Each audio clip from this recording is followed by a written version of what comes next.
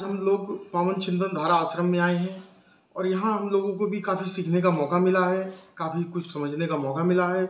यहाँ राष्ट्र को बदलने की जो है एक नीति और रीति पे काम किया जा रहा है कि इस देश को हम लोग विश्व गुरु कैसे बनाएं।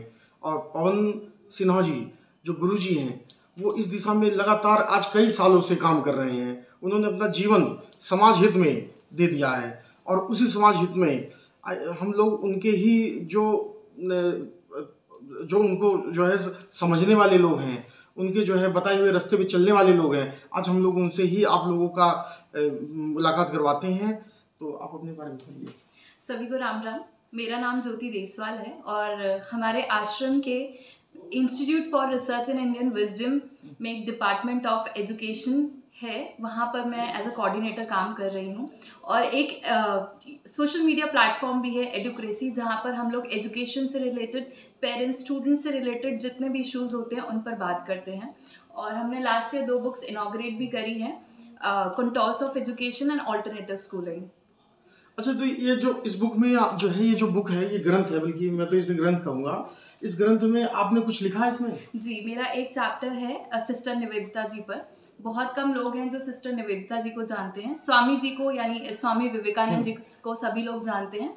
उन्हीं की डिसाइपल हैं सिस्टर निवेदिता जी, जिन्होंने अपना देश छोड़कर, अपनी जगह छोड़कर भारत में आकर भारत की स्त्रियों के लिए काम किया। यहाँ में के जो युवा थे उनके अंदर अवेकनिंग करी, उनके अंदर देश के लिए प्रेम आ सके, वो प्राउड फील कर सके। वो सारी चीज़ें जो थी वो सिस्टर निवेदिता जी ने करी थी। लेकिन हम में से आज बहुत ही कम लोग हैं जो उनको जानते हैं। तो इस चैप्टर में उनकी जर्नी कैसे शुरू हुई, वो स्वामी जी से कैसे मिली, उन्होंने यहाँ पे किन किन परिस्थितियों का सामना करते हुए अपने जीवन में आगे बढ़ी और अपने गुरु का उद्देश्य पूरा किया, और एक फेमिनिस्ट होने के नाते उन्होंने क्या कुछ झेला और क्या कुछ अचीव किया 13 साल में, वो मैंने इस चैप्टर के थ्रू बताने की कोशिश करी है। अच्छा, इस किताब को लिखते समय कोई ऐसा अनुभव जो आप हमारे दर्शकों के साथ साझा करना चाहती हो? ऐसे तो बहुत थे, क्योंकि जब ऐसी महान व्यक्तित्व को पढ़ते हैं तो बहुत सारी चीज़ें होती हैं जो हम पढ़ते हैं और कई बार भावुक भी हो जाते हैं। उसमें से एक इंसिडेंट मैं आपके साथ शेयर करूँगी जो मैंने पहले नहीं पढ़ा था। जब उनसे इतने सारे, मतलब एक लेडी जो बाहर रहती हैं, जिनकी लाइफ पूरी कंफर्टेबल है, उनके पास किसी चीज़ की कमी नहीं थी, वो टीचर थी और ऐसा नहीं था एक नॉर्मल टीचर थी, उनका खुद का स्कूल था और वहाँ के लंदन के जो इंटेलेक्चुअल ग्रुप्स था वहाँ की वो एक जानी मानी नाम थी। लेकिन वो सब कुछ छोड़कर आई, यहाँ पे लोगों के ताने सुने, लोगों ने एक्सेप्ट नहीं करते थे, गर्मी में रही, भोजन उनको यहाँ का सूट नहीं करता था, और भी ऐसी बहुत सारी चीज़ें थी। जैसे प्लेग और फ्लड के टाइम उन्होंने अपनी जान की परवाह ना करते हुए यहाँ के लोगों के लिए काम किया। और जब उन्होंने यहाँ पे बच्चों के लिए स्कूल खोला तो कई बार ऐसा होता था कि उनके पास खुद के लिए खाने को कुछ नहीं होता था, या जो उनके पास जो थोड़े बहुत पैसे होते थे वो कोशिश करती थी कि उनके ऊपर वो खर्च ना होकर उन छोटी बच्चों पर खर्च हो, ताकि उनका भविष्य बेहतर हो सके। तो ऐसे कई सारे इंसिडेंट हैं उनकी लाइफ में जिससे हमें इंस्पिरेशन मिलती है, और इनमें से ही कुछ इंसिडेंट्स ऐसे थे जिसने मुझे बहुत भावुक किया। अच्छा, ये किताब जो है ये गुरु जी ने पढ़ी होगी जी, या गुरु माता ने भी देखा होगा इस किताब को, क्योंकि उनके ही मार्गदर्शन हुआ। तो ऐसा कोई पढ़ने के बाद उन्होंने कोई किसी चीज़ पे आपको कहा हो तो उसका जो बताइए आप। एक्चुअली मुझे जो ये महान व्यक्तित्व हैं सिस्टर निवेदिता जी, इनसे रूबरू ही मुझे हमारे गुरुजी प्रोफेसर पवन सिन्हा जी ने कराया है। मैं जितना कुछ जानती हूँ उन्हीं के थ्रू जानती हूँ। तो उनसे मैंने चैप्टर के लिखने के बाद तो मेरी उनसे नहीं बात हुई, लेकिन पहले ही जितनी बातें हुई हैं उन्होंने ही मुझे बताया कि इनके बारे में पढ़ो, इनकी लाइफ से बहुत इंस्पिरेशन मिलेगी और ये आपकी लाइफ में एक टर्निंग पॉइंट भी हो सकता है। तो इसलिए तब से और आज तक और आगे आने वाले कुछ समय तक मैं इन्हीं के बारे में ही पढ़ूंगी।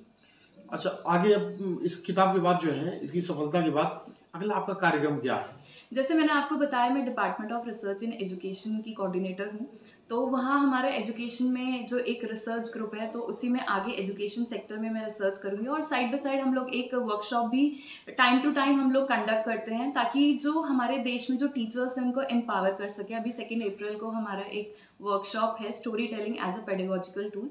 तो वो सारी चीज़ें भी होती रहेंगी कि हम टीचर्स को भी अवेकन करेंगे, उनको एम्पावर करेंगे, और अपना रिसर्च वर्क है वो भी करते रहेंगे। मैं बस आखिरी सवाल आपसे ये पूछूंगा कि जो लोग गुरुजी को जानते हैं मानते हैं, मैं उनके लिए नहीं कहूँगा, लेकिन जो लोग गुरुजी को ना जानते हैं ना मानते हैं, तो उनके लिए क्या अपील करना आप चाहती हैं कि वो गुरुजी को जाने और माने? जानने के लिए आई थिंक ये इंटरव्यू बहुत ही अच्छा रहेगा आप लोगों के लिए। आप थोड़ा बहुत जान चुके होंगे, बाकी आश्रम की जो वेबसाइट है, आश्रम क्या काम करता है, गुरुजी क्या काम करते हैं, आपको वेबसाइट से पता चल जाएगा। और उनको मानने के लिए तो बस एक बार मिलने की देर है। आप आइए, उनसे मिलिए, उनके क्या कार्य हैं, उनकी क्या विचारधारा है। आई थिंक जब फर्स्ट डे आपका होगा उस दिन से आप मानने भी लग जाएंगे उन्हें। अच्छा, गुरुजी की ऐसी कौन सी एक बात है या ऐसा कौन सा एक काम है जो आपके दिल में उतर गया कि नहीं ये काम गुरुजी बहुत अच्छा करते? कोई एक काम तो शुरुआत यानी आज से लेके इससे पीछे तक कोई ऐसा एक काम? एक काम यही है कि वो सारे एस्पेक्ट्स को साथ लेके चलते हैं। सोसाइटी में जो भी चीज़ों की इस टाइम जिस चीज़ों के लिए हमें खड़ा होना चाहिए, देश के लिए खड़ा होना चाहिए, वो सब कुछ करते हैं अपनी हेल्थ और अपने आप को भूलकर।